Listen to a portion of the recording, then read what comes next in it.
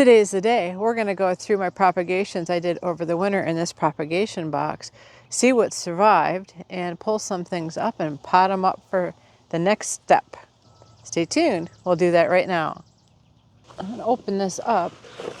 So my husband built this box for me. It's 2x6 a couple of years ago, and I've been working on doing propagations.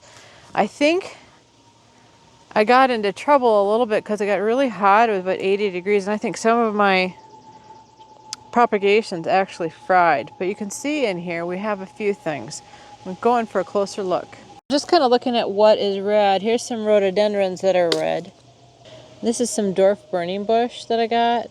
Some wintergreen boxwood, and then a green velvet boxwood that's here. So we're going to pull these green things up, and we're going to go to the greenhouse and pot them on. See if the wind lets me do this and not knocking the tripod over.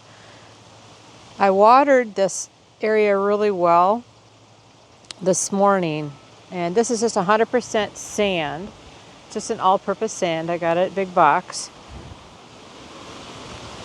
And I'm going to loosen up these plants a little bit. If I give them just a little bit of a tug, assuming they have some roots on them. Well, this one doesn't have roots on it at all, which I find interesting.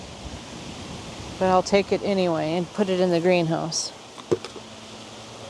That's interesting. See if any of these other ones have roots on them. Do a quick lift. I see nothing on there. That's disappointing. That's very disappointing. It must be callous though, because it's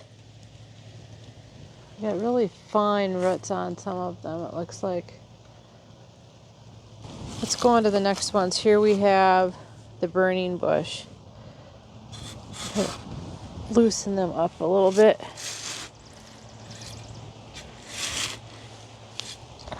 We'll see if there's any roots on these ones. So I'll get down in here. Ooh, it feels like there's... So that one there's nothing on. Even some of these that are... they may have rooted through to the ground. I might have to dig much deeper. Wow. Okay, wow, look at that. That's really some good roots. That's pretty good. I'm impressed with that. Let's see if I got a tag of when I planted these. I planted these on August, or I stuck these cut-ins on August 1st. Ooh, look at this. There's no red on it, or there's no green on it, but there's plenty of roots, so I'm just going to take them anyway.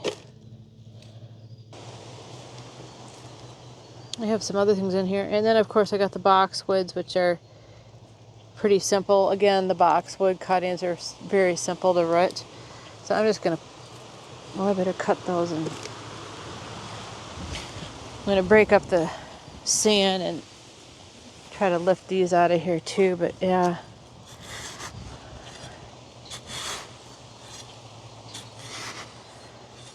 So this is kind of nice to be able to do an over the winter propagation. I think one of the problems I had is because it got so hot, and the tree that usually shades us this time of year wasn't there in early spring. So I think what happened is the sun heated this box up. So I'll have to make sure I put a shade cloth or something over it for next year. But yeah, lots of good growth. Look at those roots there. Well, that's just fun. So we will pot all of these boxwoods out some kind of containers, whether they have roots or not. If you're new to the channel, my name is Chris, and I'm gardening outside of Minneapolis in zone 4, 4B, depends, but 4B. And it gets down to minus 25, and last winter it got down to minus 25, and we've got some interesting challenges to still deal with this year. But for right now, we're going to continue potting up these propagations that I stuck last year. So I have some nice 1-quart pots that I'm going to use, and I really like these. These are flexible. I prefer them to be a little bit stiffer, but it is nice for potting and moving them up a little bit. I may look for some stiffer ones in the future, but I reuse my pots over and over again, especially when I'm propagating. I'm going to zoom you in with me so you can watch me pot these up and see what the structure of these roots are a little bit more close up. Let me know in the comments which things do you try propagating and what method do you use, sand or a different method. So the potting medium I'm going to use, I just mixed up myself. It's 3 parts peat, 3 parts perlite, and 1 part composted manure. So what I'm going to do is put a little bit of this medium in the bottom of the bin. And then we're going to start looking through our seedlings, or looking through our propagations. This is a really tall plant. I want to make sure that I get all that root system completely covered. And so then I will backfill. And I'm in my greenhouse. I could do this outside too, but getting out of the wind is better for the filming. I'm just going to tuck it in there.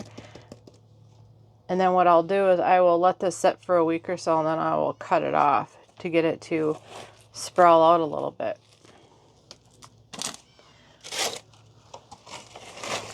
The reason I'm going to let it wait for a week because it'll let it normalize a little bit since we just shocked it pulling it out of the propagation bin.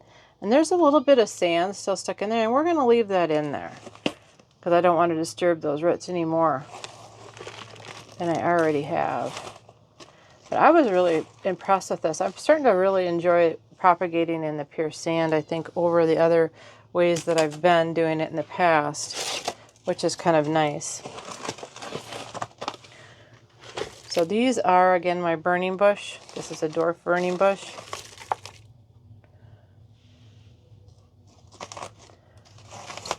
So this one's getting a little gangly, so I'll probably trim that back. But again, I want to wait a week and let this root system normalize before I try to get it to push out new growth. As soon as I cut it, it's going to tell it to push out new growth. And I really would like to get it to stabilize for a little bit before I do that.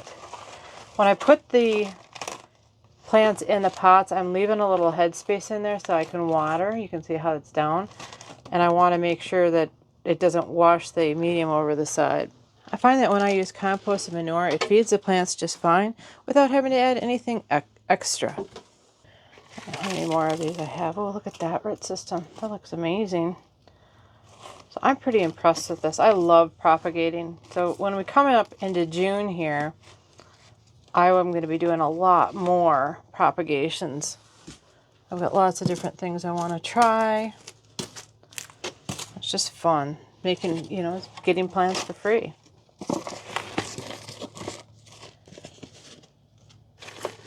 Who doesn't like getting plants for free? Alright, so I got this rhododendron. I don't know what to think of this. That's just a disappointing thing. I might buy some more rhododendrons just so I could do more propagations. I have to find varieties that don't have patents on them. Here, I've got 3 pieces of rhododendron here. I'm just going to stick all 3 of them in here. And I'm going to backfill it. And then I'm going to leave them in the greenhouse under the shade tarp and see if I can't get them to grow from there. They stayed green almost all winter. I just don't understand. I'm thinking it was because of the heat that we had. We had like record heat. And that's never good when you live up north. So here are boxwood, and I don't think I need these containers to be this big, so I'm going to switch to a smaller container for these. I got some nice 4-inch containers for these ones. So I'm going to push these down in and just backfill them really simply. And boxwoods, of course, are evergreen. Peat moss in there is a good thing. I have some that don't have that much root on it, and that's okay. I'm going to try to pick the ones with the bigger root systems first because they're more likely to be viable long term. Just going to stick it down in there. And then this really needs a trim too. Again, I'm going to wait a week and I'm going to come back and trim these. As soon as you trim them, then it's going to get these branches to thicken up and put on additional branching. Got quite a few. I'm going to look for some more 4-inch. These 4-inch containers are really nice. This is a really heavy-duty plastic. I use these when I pot up my seedlings in the spring, and they've been used for years and years. Nothing goes to waste. I don't throw anything away until it's absolutely destroyed, and I have no other choice. So I got a little bit of root on that one. Again, I'm going to take the ones with the bigger root system. Look at that one. So you compare those two root systems, it's like, okay, that one has just a little bit, that one has nothing. I don't know why. You can see how this is closer to the new growth and this was too far down. Maybe the cutting was too long. I don't know why it would have done that, but it did. Just need to make sure I get the new roots covered right away, and then I'm going to make sure that I keep them moist because they are still quite tender. They need to harden off. So I'm at the very end of May here up in zone 4, and we're going to have really cold. We're going to have 39 degrees temperature for tonight. And then I think from there on out it's going to be in the 40s for lows, which means that I should be out of my danger of freeze. My last frost date is within 3 days or 4 days from where I'm filming this video, so I should be okay.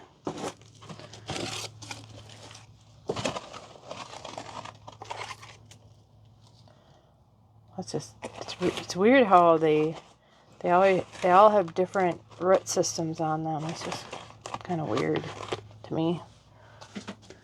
Well, that worked pretty good. So I've got 12 new boxwood trees / shrubs and 6 new burning bush. Not bad. All for free, just from cuttings. If this video is helpful, give us a thumbs up so YouTube knows to share this content with others. Also, consider subscribing so you don't miss any of our other great videos. If you like propagation videos, check this playlist next. Thanks for stopping by. Have a great day.